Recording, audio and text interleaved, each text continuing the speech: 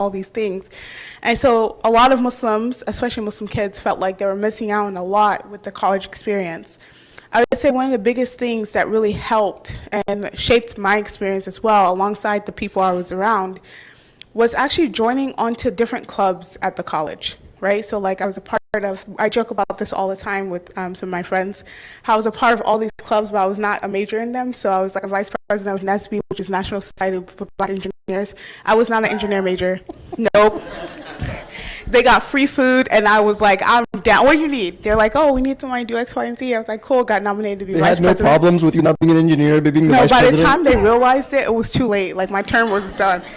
By the time they realized that we've never seen you in the classes, and the thing was that like advisors and stuff, they were like my friends. So Dr. Laundry, like there was a bunch of different advisors and stuff. They were like my friends, like they were teachers, but like I was a good time. So like I have a good time with them. And then after a while, they were like, "Why do you keep running to the other building?" Because I was a psychology major, and it was like because my classes are over there. They're like, "What do you mean?" I was like, "Yeah, I'm not an engineer major." They're like, "What is happening?" Yeah, I started off as a STEM major. That's the thing. I started off as a STEM major, and then I was not about that life. But I didn't really publicize it because I enjoyed the STEM major perks, you know? So NSB, like, and the reason why that was like a big part of kind of my experience is because they got to do incredible things. Like, we went to different, we traveled to different places, we did different things that were just like outside of what I grew up with.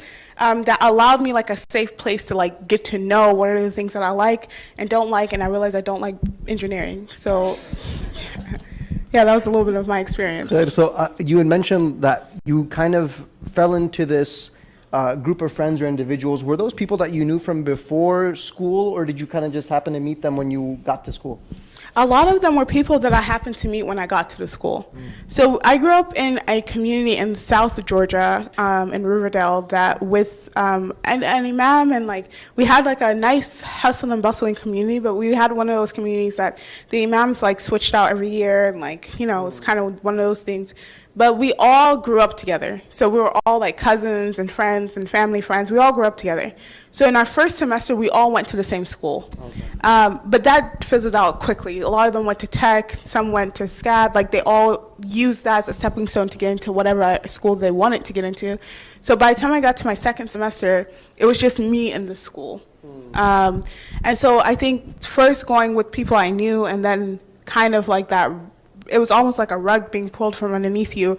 But I knew what type of friends I wanted because I had friends that are outside of that university or that school. So you had good people in your life beforehand, and now it's like you're in a brand new place and you're like, okay, where do I find these people again? And it's tough. For those who, just a raise of hands, how many of you guys, for the freshmen at least, or those who are transferring in, those whose it's first semester, the first year, how many of you knew people that were already here studying? Give me a raise of hands. A lot of you freshmen didn't really know any. That's surprising. A lot of you guys just came over here just because the program was good. Ladies, again, one more time. How many of y'all knew people? Okay, how many of y'all had people that from friends or family had attended A&M and told you the virtues and the fadl of A&M beforehand? How many? Couple of y'all? I'm surprised how all y'all are here then. There's a lot of people here that they didn't have any friends or didn't have people that went before. But it's really rough. I remember my experience. I really can't share too much of my college experience because my college experience, my first degree was in Malaysia. So I went to an Islamic university over there, obviously. So I took courses in community college and was interested in different programs, but eventually I shifted over. And then my master's was online and my classmate was my wife. So I didn't really I don't have the same experience as you guys. But when it comes to high school, obviously I went to high school over here. And I remember challenges of just life and difficulties. But one thing that you might not know about me is that I changed schools 14 times before I graduated high school.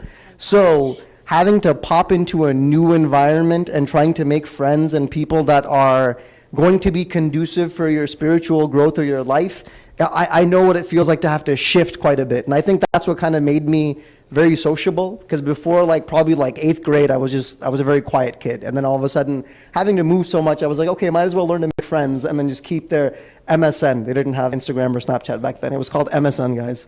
AIM is something y'all probably ask your siblings or your older your parents and stuff about AIM is, but we used to have MSN Messenger before.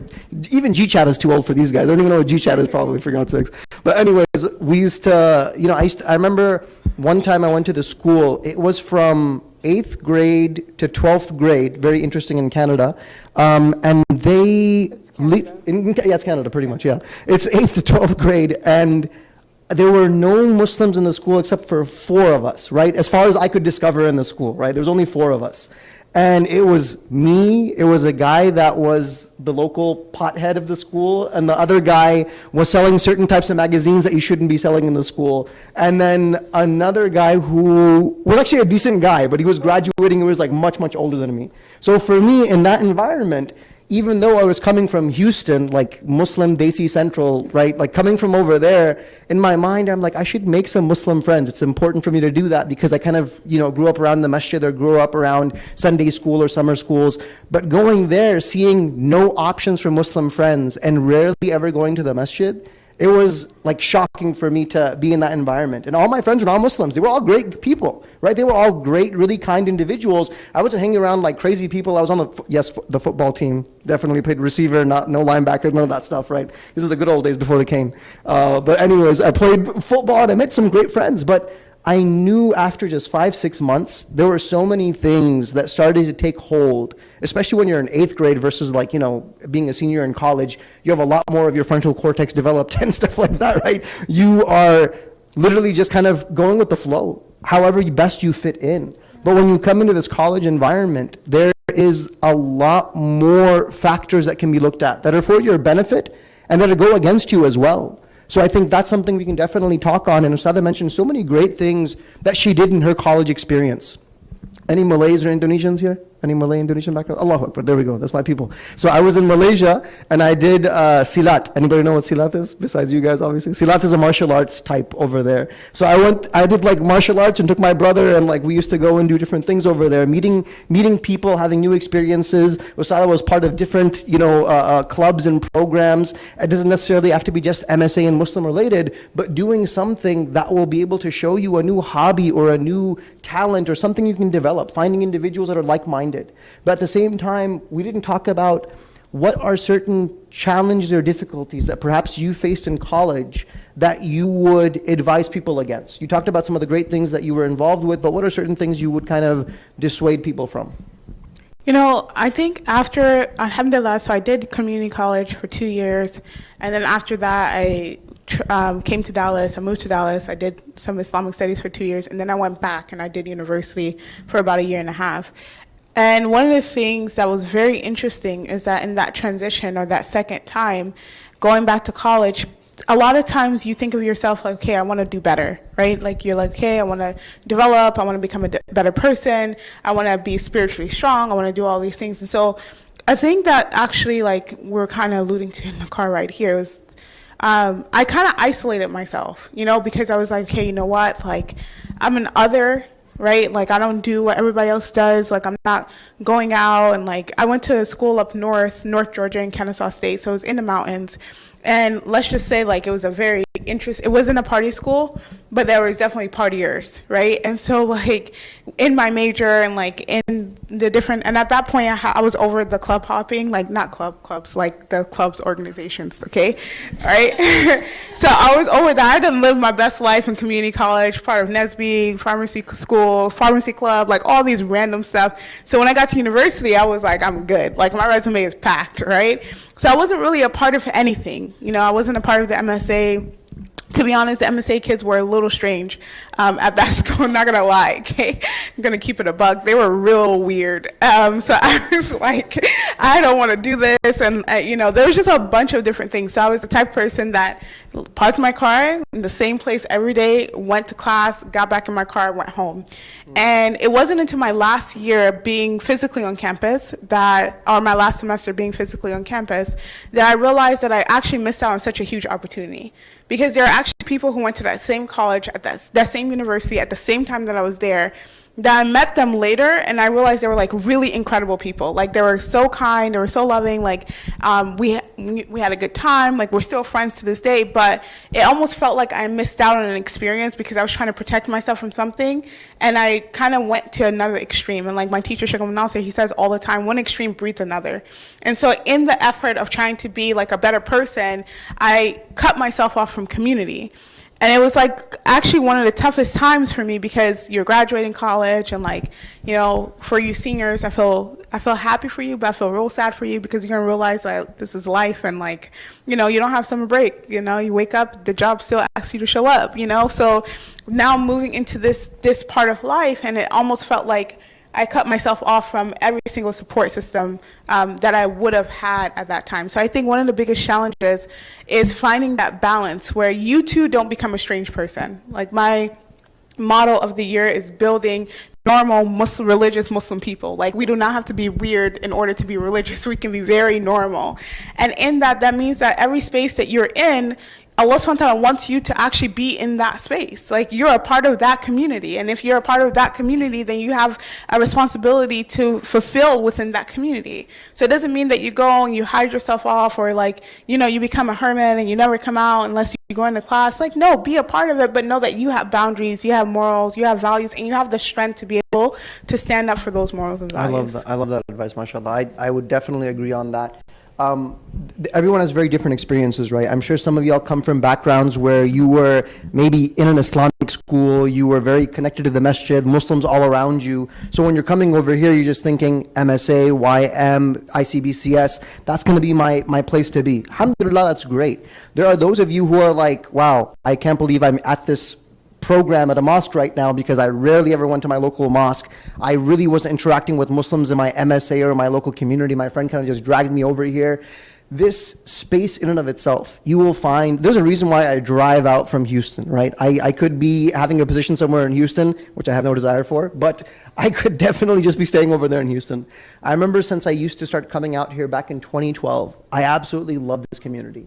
The community members, the uncles and aunties, those who have established themselves over here, they love the students. They take care of you guys. You will see how this masjid is primarily run by you all. It's not like a masjid back home. This is what makes this community so unique, and I love it. New Oasis has a vibe of that as well, but it's more like, you know, over here, alhamdulillah, we have like the students really running it, and the community members are also quite involved as well. New Oasis is more so just college students. New Oasis is the masjid in Austin, for those who don't know, at UT Austin. But that's what I love about this community, that you will find individuals of all different backgrounds, different personalities.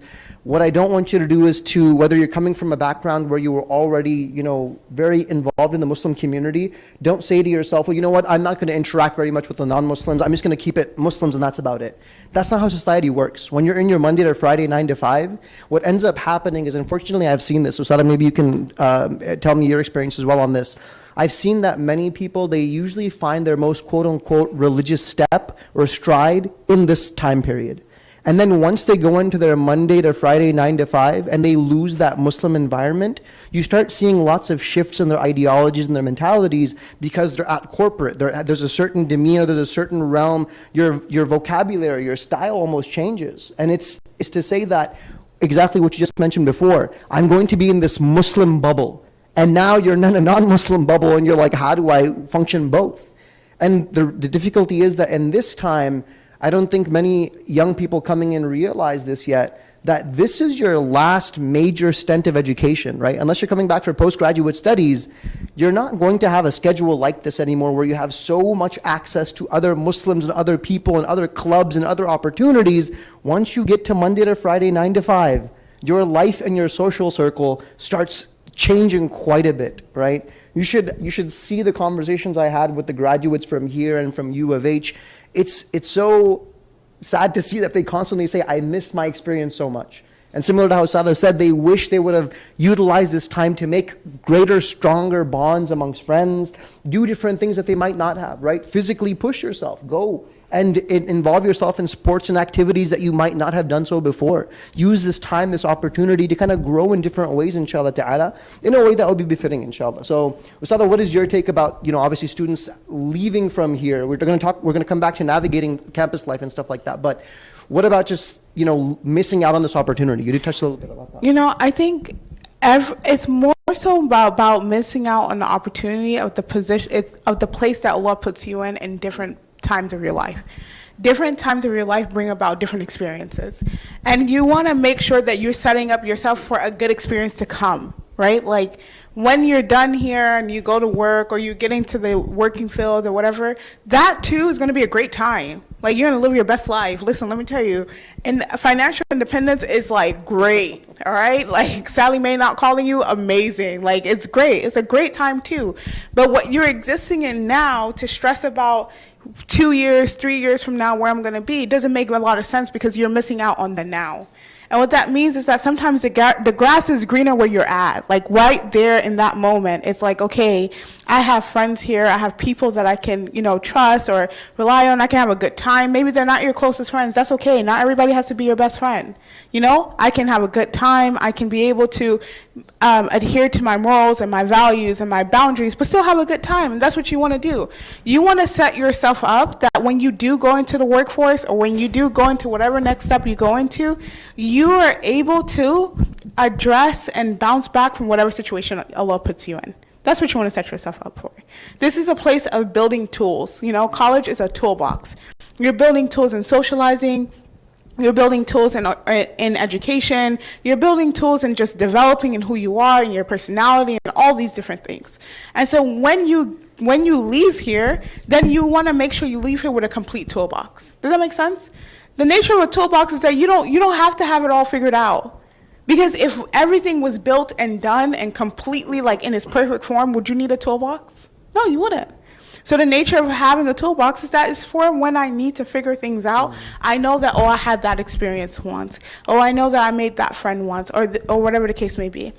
Something that I think is really important is that your deen, the word deen, is not just religion. Religion is what people use when they want to talk about scripture, when they want to talk about how many times a day you have to pray, when they want to talk about you fasting. That's the words that they use, religion. Deen is your way of life.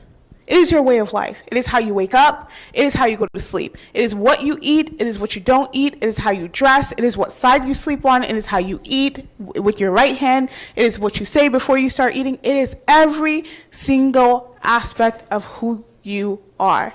And so you're just learning to live your deen, right? So whether it's here, whether it's when you go to work in the future, I don't know why I'm putting you guys in the workforce so quickly, okay? Whatever you decide to do after this, all right? Whether it's a 9 to 5, whether it's not, whatever it is that you decide to do, your deen is the way that you live your life. It is who you are, right? And then you just want to make sure that you build people around you. You have a fort of people around you that are there to help you to be able to practice your deen and live your life in the best way.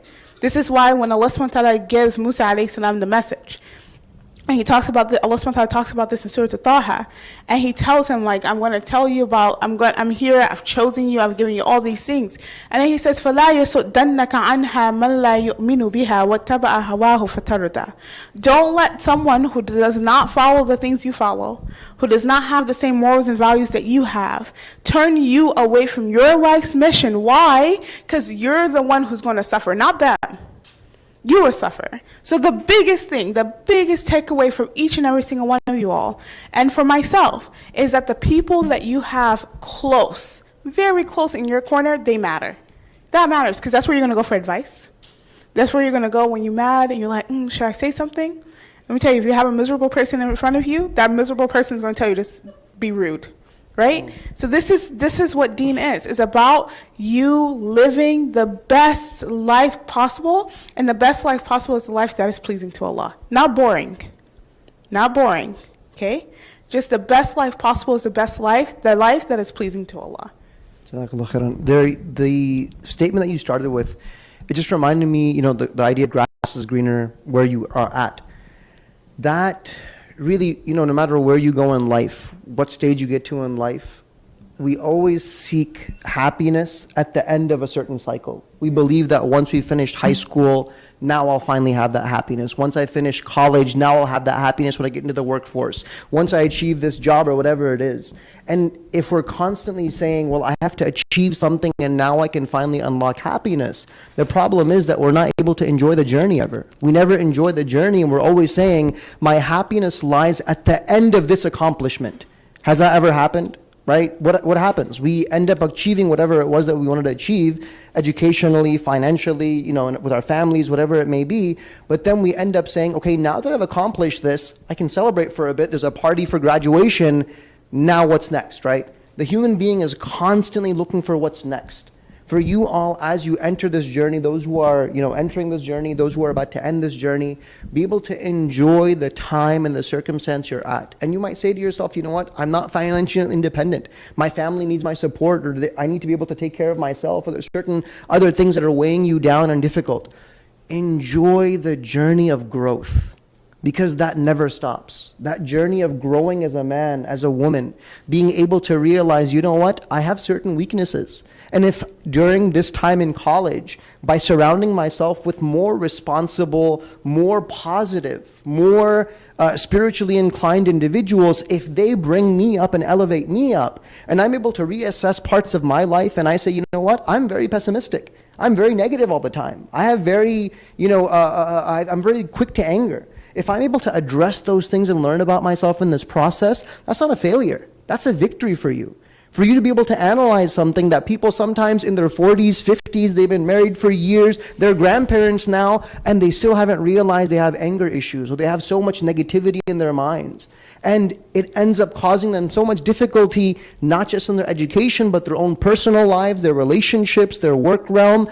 This is a place to grow and make mistakes. Obviously, try to mitigate those mistakes and try to learn from others as well, bi'idhnillahi ta'ala. We talked about suhbah, friendship, and the idea of companionship. Ustadha, what's an example maybe from your personal life that you could maybe share where suhbah and good friends kind of came through for you? Whether it was at qalam or whether before in college realm, what is the importance and the value of friends in your life? Yeah. So the importance and the value of friendship in my life, that's a great question. It's not important. I'm just joking. That was a joke. I'm so sorry. I'm so sorry. It is, now I'm going to say it is important. You guys are going to think I'm lying. One of the things is that sometimes you don't realize your own potential and other people point it out for you. Oof. And it's just the reality of life, right? Like you think, okay, maybe I'm okay at something. I'm not that great at it. I'm this and that. And so for me, like, alhamdulillah, like Allah subhanahu wa ta'ala has blessed me with people who have, really pushed me to be able to accomplish far more than I thought I could accomplish. And I think what that's done for me is like very motivating. It's extremely motivating. And I say that because when I have like the responsibility of like hanging out with my friend the next day, I will wake up earlier than I would have if I just didn't have anything to do. I just won't. Even if I tell myself like you have a list of things to do, when it doesn't depend on my friend, I'm like, well, I can do that next year. Like, I'll be okay. I missed out on it like for the last 3 months. I'm not gonna die, But when my friends are like, hey, like, let's go out, let's do this, let's do something simple, it's a lot more motivating because they're motivating people. But something that's very interesting is that you can have motivating people around you, but if you're not motivating yourself, like you become the Debbie Downer of the group, So like, you have to know that like Allah subhanahu wa ta'ala has good for you, and then when people are there and they're friends and they're close to you and they point out that good too, then this is like a sign from Allah, right? Like Allah has sent this person to point out something good inside of you so that you can step up to the plate as well. So don't focus so much on like getting good friends and you're not a good friend yourself, because then you kind of really fumble the bag real hard. So the reality of it is that the people that Allah subhanahu wa ta'ala has blessed me with, a lot of times people automatically assume that all of my friends are in qalam, like all of my friends are like scholars or this. And yeah, I have friends there, but my friends are very like, one of my best friends is a flight attendant, and she lives her Islam every single day getting on a plane with a hijab. You know what I'm saying? Especially in this time, right? Like, she's a flight attendant. Like, she lives her best life. She's flight attendant in Atlanta, sending pictures of, like, celebrities every 5 days. Look who I saw. Boom, boom. That's 90% of our conversation. And it's phenomenal. Why? Because when I tell her, like, hey, I have this project. I'm thinking about doing this. I'm thinking about doing that. She's, like, one of the first people in my corner, And I'll say this to say, when I was thinking about moving to Dallas, I was very insecure about it. I was like, I don't know, like, it seems like bad timing. I need to finish college, this and that. She was literally like, if you don't buy the plane ticket, with my babysitting money, I'm going to buy the plane ticket for you. So your friends don't have to be in the same profession that you're in. They don't have to be doing the same things that you're doing. You just have to appreciate them for who they are, and they will appreciate you for who you are. MashaAllah, beautiful. When you mentioned that other people might point out your potential, man, it just took me right back to when right as I was getting out of a little bit after high school. How many of y'all know Hakeem Olajuwon? Please don't let me down. Come on, y'all. Oh my God. The lady side, only like 4 or 5 hands are up. Come on, man. Hakeem Olajuwon is one of the greatest Muslim basketball players to ever live. He brought 2 championships, mashallah, back to back to the Houston Rockets. Allahu Akbar. In 1994, 93 and 94, 5? 4 and 5, 4 and 5. Okay, anyway, so by the way, if you're from Houston, mashallah, tabarakallah, you go to like any random masjid, you'll catch him there for Dhuhr, for Asr, for Maghrib. He's just always there. He's always there to talk to you. I remember it was one summer. So I sound like a proud father right now. So Hakeem, mashallah, Uncle Hakeem was at the local masjid, my masjid, and I was praying Fajr. And it was summertime, so I just kind of sat around just revising, reading. And the entire masjid cleared out, and it was time for duha, and nobody else was there, as I thought. And I turned around, and it's just Hakeem Olajuwon sitting there. I'm like, there's like light coming from behind him. He was right under the dome too, so I was like, Allahu Akbar, this is a sign. And I was just like, this is my one time to say salam to him, kind of interact with him. And I just told him, like, I'm thinking of doing Islamic studies and studying psychology, something in counseling. And I never forget, like, the encouragement he gave. And he's like, that's a wonderful idea, young man. And he doesn't even remember me. I had to give a khutbah one time, and I like came up to him afterwards. I'm like, you are the reason, mashallah, that you kind of encouraged me. You were one of the first people. And I remember even another person, I was doing a class for Quran classes, just, tajweed classes, just recitation. And this dentist in the community is like, you should really become an imam. And I was like, me become an imam? What are you talking about? Like, it didn't click. But the Prophet ﷺ told us that believers are gold mines and mines of silver, right? They are meant to be harnessed. Look how beautifully how the Messenger of Allah ﷺ looks at the believer. No matter how you have a self-image of yourself or how I look at myself and we put ourselves down, the Messenger of Allah is saying every single one of us has potential that needs to be unlocked. And sometimes when we surround ourselves with the right people, it starts to be unlocked. Sometimes we surround ourselves with the right mentors. It begins to be unlocked. Those things that we said, you know what, I was never praying 5 times a day, but now I want to start doing that. I used to I used to have friends and go to places that was not befitting of my honor and dignity as a believer, but now because I'm trying to get closer to my mentor, to these friends, it's giving me a boost to be able to do something that I thought I wasn't strong enough to do. And wallahi, you'll find over here, it is very easy to make good friends. And the catchphrase that I always say for you guys is that what's much, much easier over here to do is make bad friends. It is way easier to make bad friends. But at A&M, even some of the Christian folks that you'll meet over here, oh my God, mashallah, tabarakallah, it's like, wow, these guys believe in God. They want to give charity. They want to be volunteering. You find so many great qualities that this university tries to push. Like if you haven't heard of the Big Event. The Big Event is an event where all these organizations are coming together and doing community service for the local community over here. There's so many positive things that, mashallah, I see over here, plus you'll find lots of negative things as well. But it depends on where you surround yourself. Where you place yourself is where you will find yourself also in the eyes of Allah subhanahu wa ta'ala. If you put yourself around people that are vulgar, that are lewd, that are very immoral, that are doing things that cause difficulty for themselves in this life and perhaps the next, and if you are comfortable being around them, then realize that that is the place where Allah subhanahu wa ta'ala has put you.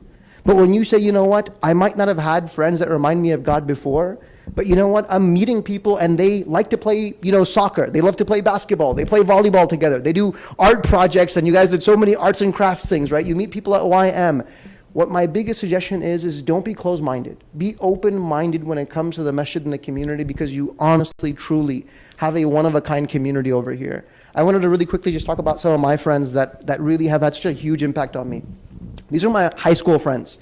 And I literally lost touch with majority of them because, life went on. We went different paths. One person went down medicine. One person did MIS. One person, obviously, I went to Islamic studies and counseling route. So we went to such different routes. And our paths didn't cross again until, subhanAllah, I was leaving Dallas for my second stint over there. And I had a tumor in my spinal cord. And I went through cancer treatment. And subhanAllah, right before I started all these treatments, like 3-4 of these guys came back into my life.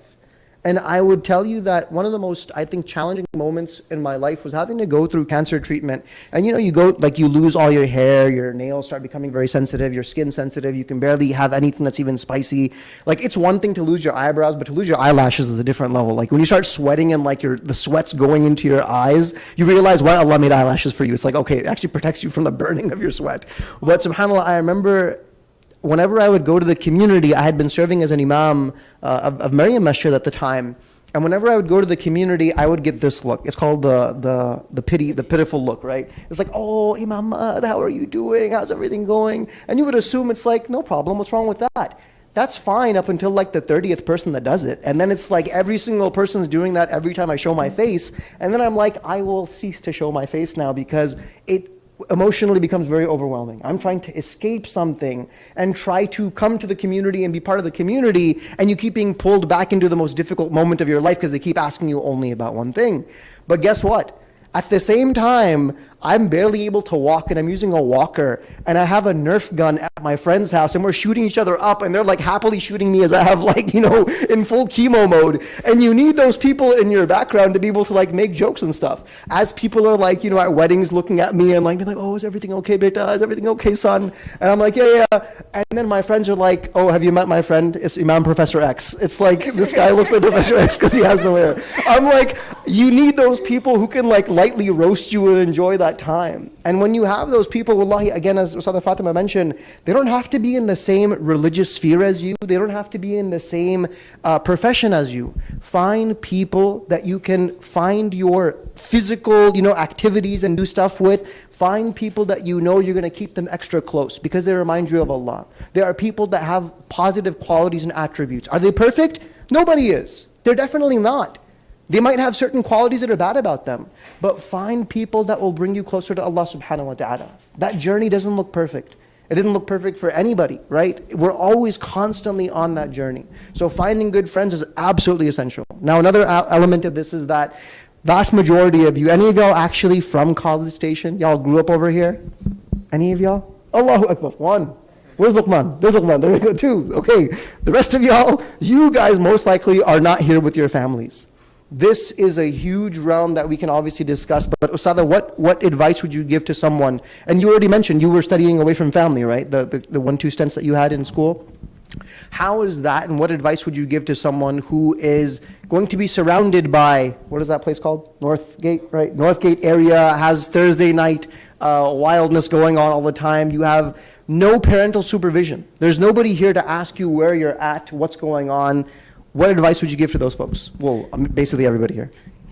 Yeah, so you kind of hit the nail on the head when you said don't be open, right? Don't be like closed-minded and closed-hearted. Georgia, going to school in Georgia was easy for me because I grew up in Georgia, so it wasn't really like difficult for me to find friends and stuff like that. When I moved to Dallas, it was actually quite interesting because I moved to Dallas, and this is going to sound really mean, so just don't judge me, okay? Just stay with me, okay? Got it? Can you stay with me? Stay with me. So when I moved to Dallas, I came for a very specific purpose, and I originally had thought that I would be here for a very short amount of time. And it's been like 11 years, but at that time I thought I would be here for just a couple of months. So I was like, I am not making any friends. If someone comes to me, they look too friendly, I'm not going to talk to them. I'm just going to keep walking. I know, I said, stay with me. This was at Qalam, or this is where? Huh? This was at Qalam? We're not going to answer that question. Okay, I'm trying to figure this out. Yeah.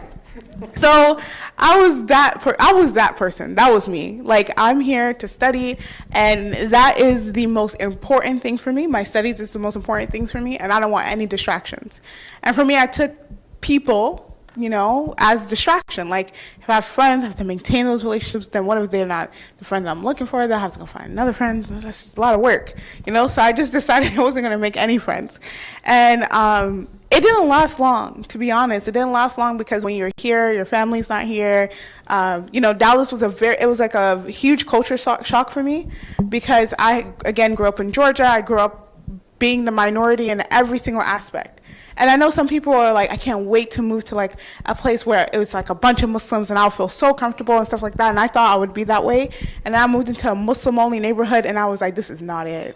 This is not, they're watching me take out the trash. Like, it was so weird. Like, they're like, that Muslim girl, like, she goes to Islamic school. Like, why is she dressed like that? Well, like, okay, I don't want to be here anymore, you know? I was locked in though. Rent, had to pay it. You know what I'm saying? So you go to Walmart and everywhere you go is Muslims. And there are people that you see at the masjid, and like, there's a difference between seeing Muslims everywhere you go when you grew up in an area versus when you just got here. Because now they're looking at you like the other. Have you ever felt like an other in the place where you're supposed to feel connected? Yeah, that was my first experience in Dallas. So it's like, I'm walking to Walmart. Can you imagine Walmart? And all these Muslims are looking at me like, what is she doing here? Because, like, she's not from here. And it's like, yeah, I'm not. I'm from Georgia. And you feel yourself explaining yourself all the time. So I think one of the biggest things was I just was very closed off to wanting to make friends. But I realized that, you know, there's a reason why the Prophet ﷺ says that that shaitan comes after the one who's, like, alone.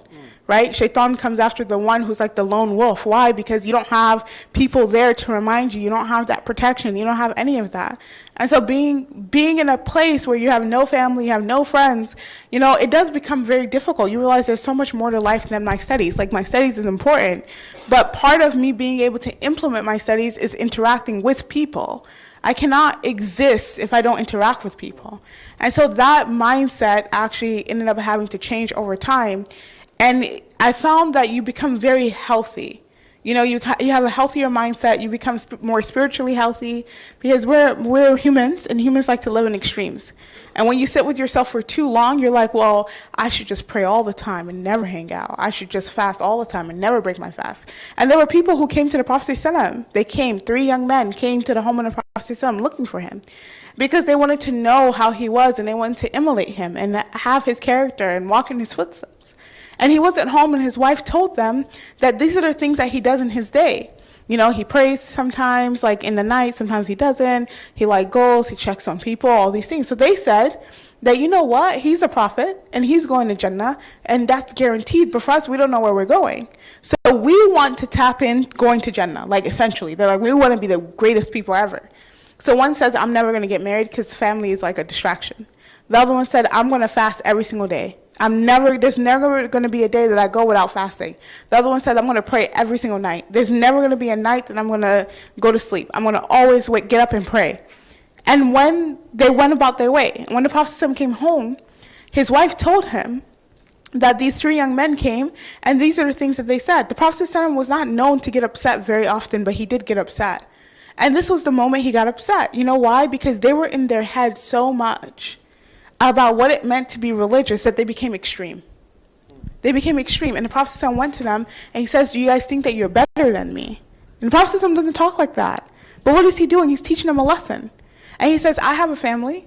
I pray some nights and I go to sleep other nights. I fast some days and I don't fast other days. And he tells them, you need to take it easy. You need to take it easy. It's one thing at a time. So I say all this to say that shaitan comes to you at like your most vulnerable time, especially when you don't have many people around you. Like you don't have friends or quality people around you. And so that, I don't know, whatever place you're talking about here, Thursday night craziness, right? You come into college, you come into a situation saying, that would never be me. Everybody says that. I could never. That would never be me, right? But then you get desensitized. And then it's like, you do you. Now it's not like, you're not so strong about it.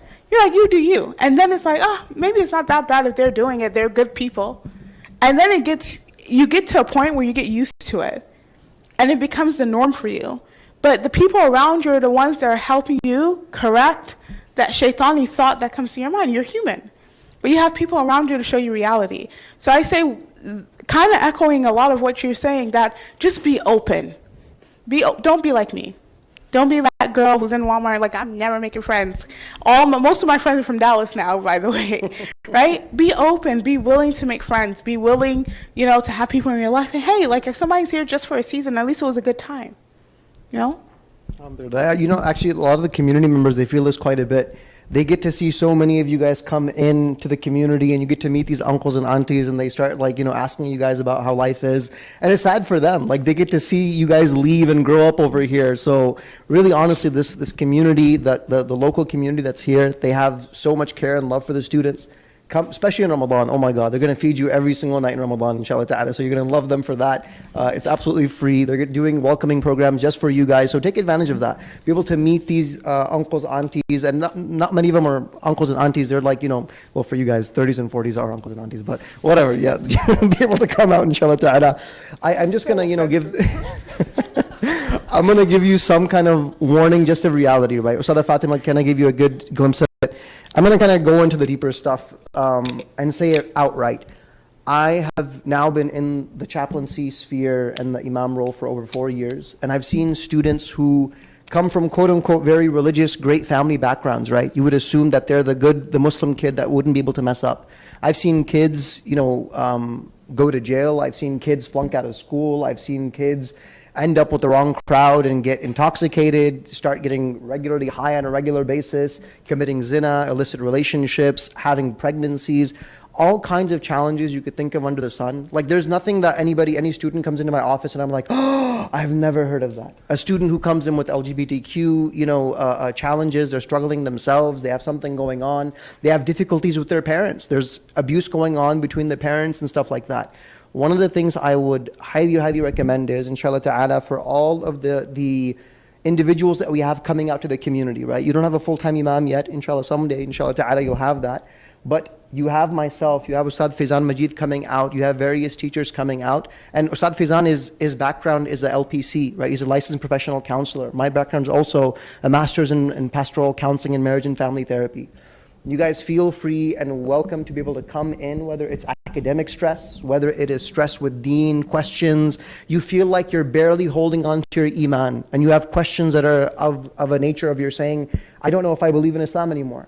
You can easily go and try to Google those answers, right? But I literally come to this community for you guys. My office hours, when we put my office hours up? We put my office hours up today, an hour or two before I was supposed to head out?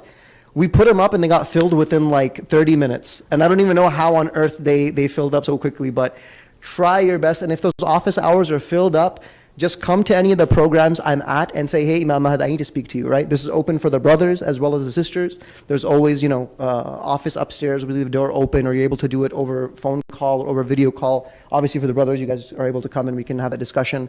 This is open for you guys and the community members. Don't ever feel that if you have challenges or difficulties, you don't know where to go. Alhamdulillah, Allah subhanahu wa ta'ala put wonderful people in my life that I still go to today for all kinds of challenges and difficulties, right? So the Fatima has amazing teachers, mashallah, tabarakallah, and mentors that she relies on as well. My biggest suggestion is do not, as Ustadha said, put yourself isolated on an island. Whether socially or spiritually, whatever it is, you will get picked off by shaitan, by society, by the community. You are trying to fight an uphill battle. You are like the salmon going upriver, right? You have to have support and your people around you. No matter how much of an introvert you are and you say, I don't want to be going to the masjid events, or I don't want to go to part of YM events, do yourself a favor. It gets really, really easy to lose yourself in this process. Find good believers, find the community that's over here. And if this is my suggestion now for the older folks who have been here for a while, our post-grad students, our seniors, our juniors, look out for your sophomores. Maybe you never got that welcome, that invitation that was there from your seniors, right? I know some of the seniors that graduated before, they were so nice and welcoming, right? But there's limits to what you can do.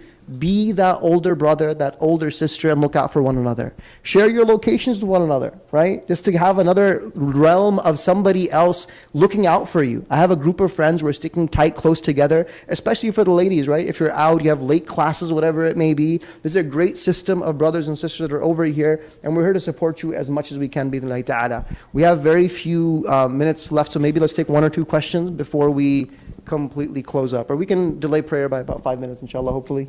Hopefully nobody... Is Dr. Umar here? I said that? Okay, then. Bismillah. Ladies, gentlemen, any questions? Yes, go for it. So I wanted to ask about how to navigate, I feel like a lot of us face this problem, handshakes, especially with recruiters or professional way. How do we manage this if we're sound like very same way one handshake like not? Ustadha, you want to take it? This one? Sure. I think sometimes people really follow your lead. you know, and the confidence you have goes a long way. If you're not confident, fake it till you make it, girl. And what I say by that is that you don't have to, it doesn't have to be weird. Yeah, you don't have to say, how dare you reach your hand out to, no, just say, oh, I'm so sorry, it's so good to meet you, right? Like the way you've done it, and COVID has made it easier. Because now everybody thinks that everybody else is a germaphobe. So they're just going to think you're a germaphobe, to be honest. But you say, I'm so happy to meet you. I can't wait to work with you. Can't wait to show you my resume. Here you go. Stuff like that. You know, when you're confident about it, then people will follow your lead. Does that make sense? So that is one thing. The other thing is sometimes, you know, people will go in for a hug or whatever, and you just say, oh, I don't really give hugs out, but like, you know, I'll pray for you. You know, just like little stuff like that.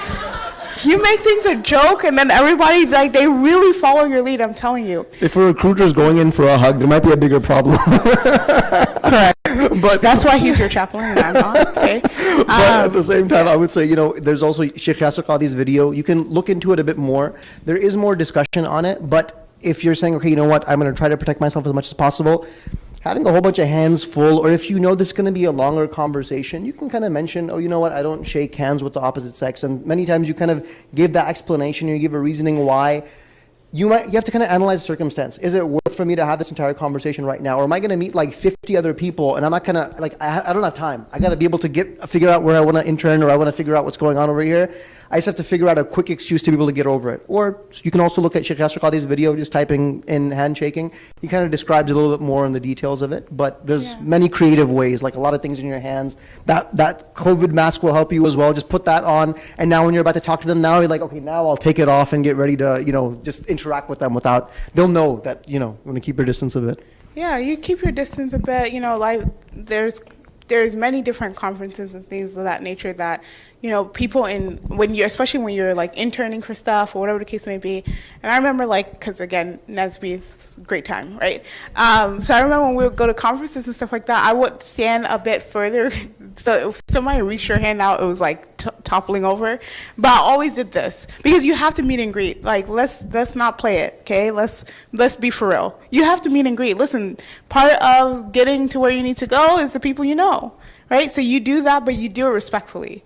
And you have respect for yourself, people have respect for you. You say, oh, it's so good to meet you, I can't wait to connect, here's my LinkedIn, blah, blah, whatever, you know? This is not me saying don't interact. Interact for sure because you need to, but there are different gestures that you can make that will show that this is not something. Now, somebody who's curious, they may inquire. And you just say, oh, I don't really shake hands with the opposite gender, that's why. And they're like, okay, cool.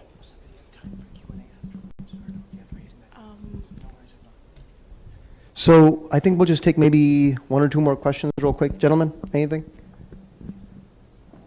Did not disappoint, didn't expect a single question from you guys, all right? Ladies, one more question? No? All right, alhamdulillah. I will be here. Yes, got a question or no? Oh, I just want to make a quick announcement. Sure. Go for it. Assalamualaikum everyone, my name is Sahar. We're part of YMS, which stands for Young Muslim Sisters. And so basically it's an honor for Young Muslim Sisters where we do an activity and have a halqa every week on Thursdays. And so our next event is next Thursday on August 29th from 6 to Maghrib time in the Masjid Gym. So it'll be here. And we're going to be making slime and I want to come back. every week. We don't make slime every week. And it's a holiday after or during, or like, in between. And then, like, check out our Instagram. Our Instagram is ym.cstat.sisters. And if you want to be added to the WhatsApp group chat, you can talk to me or send it. And let us know if you have any questions as well. All right, Jazakallah khairan. Thank you so much, Ustadha, for coming out. Really quickly, one last thing, guys. This weekend, inshallah ta'ala, I will be teaching a class at our seminary. It's about the Quran, how it was compiled, to give you a bit more background of how the Quran was preserved. So if you guys are interested, you're welcome to join us in person in Houston, or otherwise you guys can join us online, and I'll have, so if you're not part of, is there any group chat announcements coming up? Somewhere on there? Just join the group chat for A&M and for the masjid, inshallah, and I'll have those links sent out. Or maybe we'll put it on ICBCS and A&M's Instagram, and I'll share those links with you guys, inshallah. Questions? Yes? Yeah, so My visits for this coming semester will be twice a month. So you'll have some other people coming out and visiting as well, inshallah. But I will be doing